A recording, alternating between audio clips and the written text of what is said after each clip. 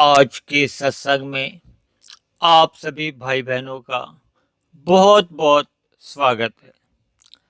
आज के सत्संग का विषय है दिशा परिवर्तन से दशा में सुधार।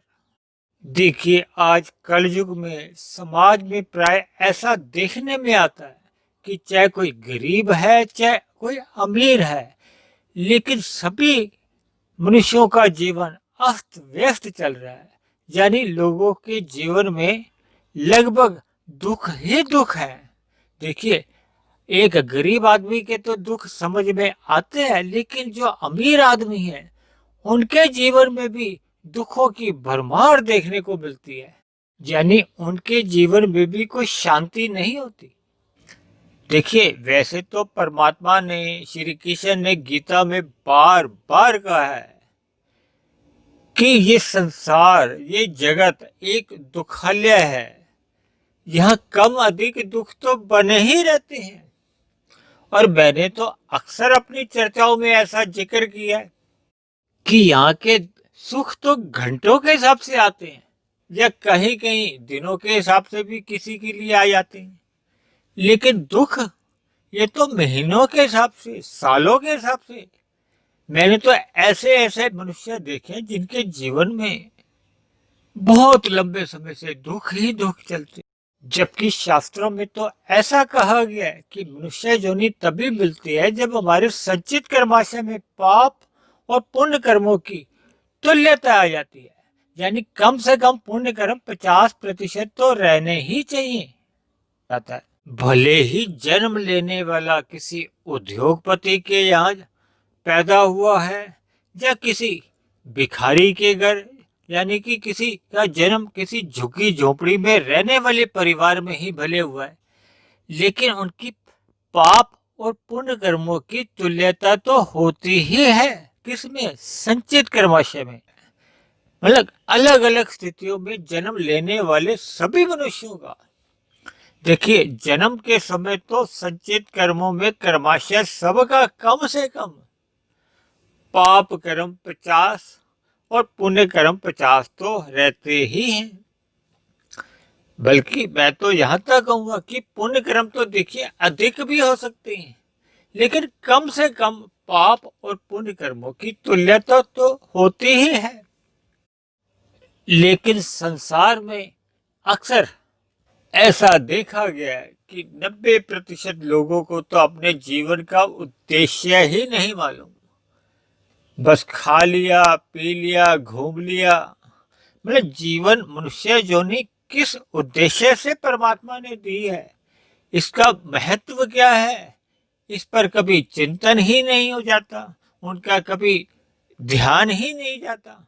भले ही लोगों के जीवन में दुख बने रहते हैं, और ये तो अक्सर कह दिया जाता है कि देखिए, सुखों में अगर भगवान की ओर आपका ध्यान नहीं भी जाता, लेकिन दुख आते ही हमारा ध्यान सहज ही परमात्मा की ओर चले जाता है। ये एक स्वभाव है मनुष्य का।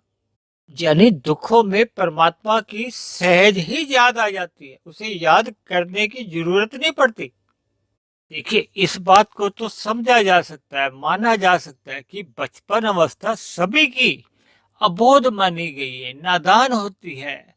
यानी साधारण परिस्थितियों में बचपन में परमात्मा की ओर सहज ध्यान नहीं जाता। देखिए, ये अलग बात है कि माता पिता के साथ कुछ घर की परिस्थितियां ऐसी अनुकूल अगर हो तो परमात्मा से हल्का सा उसका प्रीति होती है, लेकिन परमात्मा की ओर लग जाना ऐसा बचपन में देखा नहीं गया, विशेष रूप से कलयुग में। क्योंकि अक्सर बचपन में खेल कूद और खाने पीने में ही अधिक ध्यान जाता है, जबकि युवा अवस्था आते आते परमात्मा का भले ही बोध होना आरंभ हो जाता है, लेकिन युवा अवस्था में रजोगुनी आकर्षणों के कारण धन कमाने की ओर मनुष्य का एक स्वभाव, एक सहज प्रवृत्ति बन ही रहती है।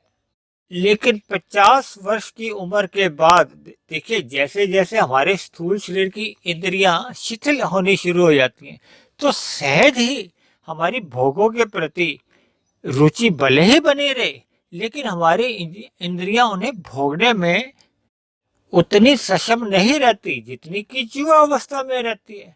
तो ऐसे में सहज ही भोगों के प्रति हल्का सा वैराग्य, भले ही मन के भीतर तो भोगों को भोगने की इच्छा सदा ही बनी रहती है। देखिए, जब तक मनुष्य भौतिक जगत के संसारी रजोगुनी भोगों के आकर्षणों में रुचि उसकी बनी रहेगी, यानी कि भोगों के प्रति उसकी कामना बनी रहती है, फिर यही कामना धीरे धीरे वासना का रूप धारण कर लेती हैं। फिर ये देखिए, जैसे जैसे कामनाएं हमारी मजबूत होती जाती है ना, यही वासनाएं बन जाती हैं, संस्कार रूप में अंदर जमा हो जाती है मन में। तो आरंभ में तो देखिए, हमारा जैसे जैसे मैंने बताया ना, जैसे जैसे हमारी उम्र बढ़ती है तो हमारा शरीर बूढ़ा होता जाता है, यानी कि हमारी भोगों को भोगने की जो स्थूल इंद्रियां हैं वो तो कमजोर होती जाती हैं। लेकिन मन में देखिए, मन तो सदा ही जवान रहता है। जब मन सदा जवान बना रहता है तो ऐसे में हमारी देखिए शरीर की दशा तो बिगड़ती बिगड़ती है, मन की दशा भी बिगड़ती रहती है, क्योंकि भोगों की वासनाएं दिन प्रतिदिन मजबूत होती जाती हैं। फिर ये मजबूत वासनाएं मनुष्य को कर्म ही नहीं, विकर्म ही करने पर मजबूर कर देती है, यानी कि पाप कर्म करवा जाती है, जिससे हमारी मरने के बाद और अधिक अधोगति होती है। देखिए, एक साधारण सी बात है, जब तक मन को आप सत्संग में नहीं लगाते तब तक ये मन जवान रहता हुआ भोगों के प्रति ही ललाहित रहता ही रहता है। कि हमने अक्सर प्रकृति के गुणों की चर्चा में बताया है कि तमोगुण से 10 गुना अच्छा रजोगुण है, रजोगुण से भी 10 गुना अच्छा सतोगुण है। देखिए, सतोगुण तो केवल मनुष्य योनि में ही बढ़ाया जा सकता है ना, अर्थात दूसरे शब्दों में कि मनुष्य जब तक सत्संग नहीं करता, यानी परमात्मा की ओर सम्मुख नहीं होता, उसका सतोगुण नहीं बढ़ता। देखिए, रजोगुण में हम जितना जितना लिप्त रहते हैं भोगों में, फिर धीरे धीरे मैंने बताया ना अभी, जब भोगों में हमारी कामनाएं वासना का रूप धारण कर लेती हैं तो फिर हमसे पाप कर्म हो जाते हैं, पाप कर्म हमें तमोगुण में धकेल देते हैं, तो मनुष्य का पतन हो जाता है। दूसरे सरल शब्दों में ये हमें महसूस करना ही होगा कि हमें मनुष्य जीवन जो मिला है अपनी दिशा सुधारने के लिए। देखिए, दिशा जब तक हम अपनी सतोगुण की ओर नहीं रखते, देखिए परमात्मा तो विशुद्ध सतोगुणी है, जब तक हम पहले सतोगुण में ही नहीं जाते तो फिर हम विशुद्ध सतोगुण की आध्यात्मिक यात्रा कैसे हमारी आरंभ होगी। दूसरे आसान शब्दों में आप यूं भी समझ सकते हो कि रजोगुण का पड़ोसी है ये तमोगुण। देखिए, पास पास है, हमने कहा था ना, तमोगुण से 10 गुना अच्छा रजोगुण है, रजोगुण से 10 गुना अच्छा सतोगुण है। अगर तमोगुण 1 है तो रजोगुण 10 है, 1 और 10 में तो कोई ज्यादा अंतर नहीं है ना। और सतोगुण 100 है, क्योंकि रजोगुण से 10 गुना अच्छा सतोगुण का है, और विशुद्ध सतोगुण 1000 है। तो जब हम रजोगुण में ही अगर भोगों में ही लिप्त रहते हैं तो फिर हम रजोगुण में स्थित हो जाते हैं। जब तक हम सतोगुण में नहीं जाते, देखिए जब तक हम सतोगुण में नहीं जाएंगे तभी तो हम तमोगुण का जो अधिक फासला है उससे बच जाएंगे। यानी कि हम अपनी दिशा सतोगुण की ओर कहो या सत्संग की ओर जब तक नहीं करते तब तक हमारा जीवन नहीं बदलता, हमारी दशा नहीं परिवर्तित होती, यानी कि हमारी अधोगति होने की संभावना बढ़ जाती हैं। क्योंकि जब हम रजोगुण में अधिक रहते हैं तो फिर तमोगुण का चोली दामन का साथ है, बार बार हम तमोगुणी बनते रहते हैं, तो मरते समय जो हमारी स्थिति होती है संचित कर्मों की, उसी के अनुसार फिर हमें मरने के बाद नीचे की जोनियों में जाना पड़ता है।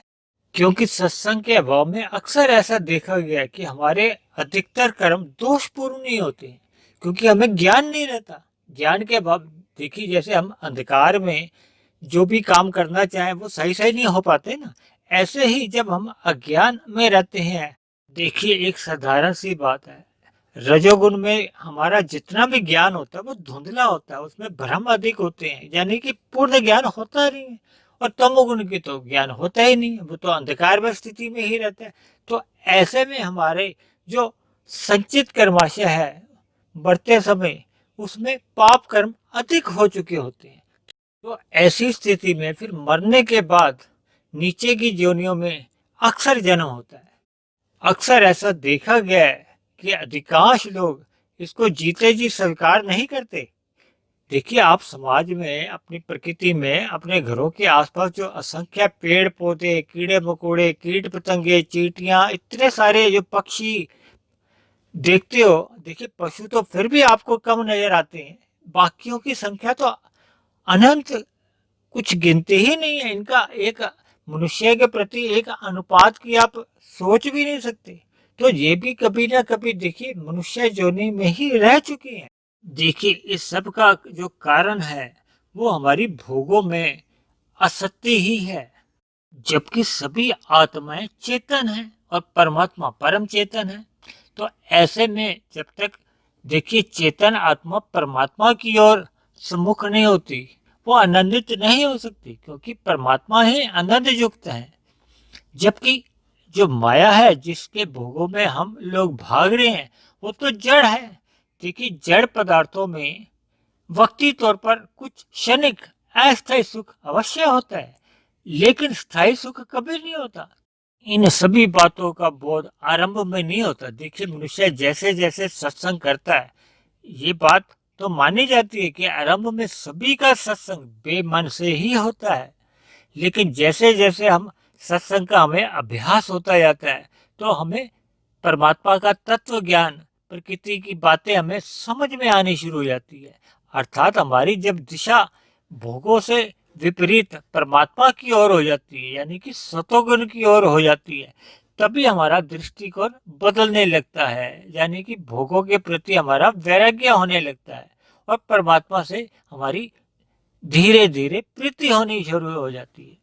तभी हमारे जीवन में प्रसन्नता आनी शुरू हो जाती है, हमारे अंदर संतोष के भाव आते हैं, जिसमें कि हमें बहुत ही शांति मिलती है। कुल मिलाकर इन सभी छोटी छोटी बातों से जब तक हमारा जीवन आध्यात्मिक नहीं बनता, देखिए अर्थात हमारी दिशा परमात्मा की ओर जब तक नहीं होती, तब तक हमारे जीवन में सुख की प्राप्ति को, शांति की, आनंद की हो ही नहीं सकती।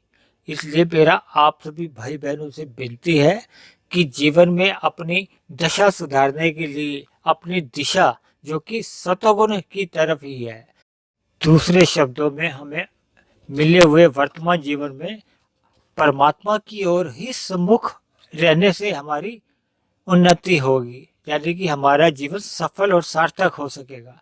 अन्यथा चल रहे जीवन में अस्त व्यस्त जीवन ही बीतेगा और मरने के बाद संचित कर्माशय में पाप कर्म बढ़ जाने से, जो कि अक्सर हो जाते हैं, इंसान को पता भी नहीं चलता। तो आप सभी भाई बहनों से मेरी विनती है कि अपने जीवन में सतोगुनी अवस्था बनाए रखें और रजोगुण केवल मर्यादा में। देखिए, हमारा स्थूल शरीर की आवश्यकता है, इसलिए रजोगुण को केवल मर्यादा में ही रखना है। दूसरे शब्दों में रजोगुण को सतोगुण द्वारा नियंत्रण में रखना है, ताकि हम तमोगुण के जो बुरे प्रभाव से बच जाएं, ताकि हमारे अंदर हमारे द्वारा कोई पाप कर्म ना हो जाए। अक्सर ऐसा देखा जाता है, देखिए जब हम रजोगुण में, जब गहरे भोगों में लिप्त रहते हैं ना, तो हमसे कब पाप कर्म हो जाते हैं हमें स्वयं को भी पता नहीं चलता। लेकिन जब पाप कर्म हो जाते हैं तो हमारे संचित खाता में पाप कर्मों का कर्माशय बढ़ने लगता है। फलस्वरूप मरने के बाद फिर मनुष्य की अधोगति होती है, यानी कि नीचे की योनियों में जन्म लेना ही पड़ता है। इसलिए मेरी आप सभी भाई बहनों से विनती है कि अपने जीवन की दिशा को सतोगुण की ओर ले जाइए, ताकि निरंतर हमारे जीवन में सुधार होता जाए, यानी कि हमारी दशा में निरंतर सुधार होता जाए। इन्हीं शब्दों के साथ आज के सत्संग को, आज की चर्चा को हम यही समाप्त करते हैं। आप किसी भाई बहन का कोई प्रश्न हो, कोई बात समझ में नहीं आई हो, तो आप दिए गए टेलीफोन नंबर्स पर अपनी बात कर सकते हैं। आप सभी भाई बहनों का बहुत बहुत धन्यवाद।